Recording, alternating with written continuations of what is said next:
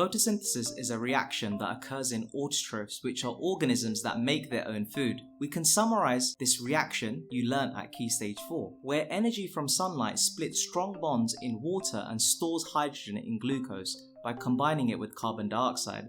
The reaction releases oxygen into the atmosphere as a waste product. At A level, we split photosynthesis into two main stages, the light-dependent and the light-independent stages. Photosynthesis occurs in chloroplasts, which contain important biochemical machinery necessary for the light-dependent and independent stages. Chloroplasts isolate photosynthetic reactions from other cellular activities, compartmentalizing them. If you look at this diagram here, you can see the important structures found in chloroplasts.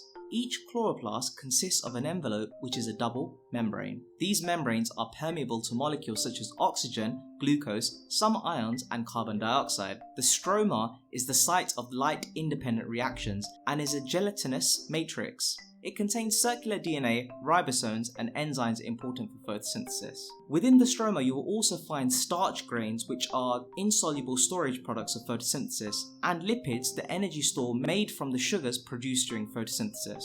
Within this matrix are the thylakoids, which are disc-like membrane sacs. When stacked in groups of up to 100 stacked, they form grana. The thylakoid membranes is where light-dependent reactions occur, as they contain photosynthetic pigments which absorb sunlight.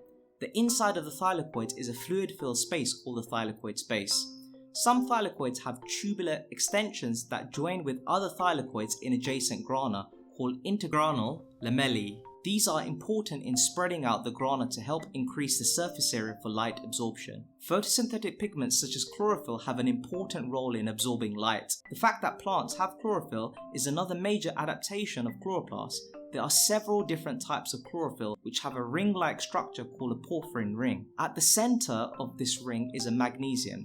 Chlorophyll also has a long hydrocarbon chain. There are different types of chlorophyll which include chlorophylls A, B, C, and D, plus a related molecule found in prokaryotes called bacterial chlorophyll. The most important chlorophyll is chlorophyll A, and is the chlorophyll found in plants and absorbs light at the red, orange, and blue-violet parts of visible light.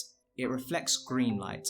It has a unique role in converting light energy into chemical energy.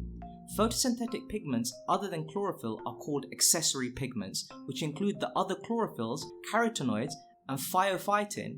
There are two main types of carotenoids, which include beta-carotene, which reflects the orange part of visible light, and xanthophyll, which reflects the yellow part of visible light. Carotenoids help capture light, but they also have an important role in protection by absorbing excess light energy that could damage the photosynthetic machinery and dissipate it as heat. Phyophytin, which are grey pigments, which are important in converting light energy into chemical energy.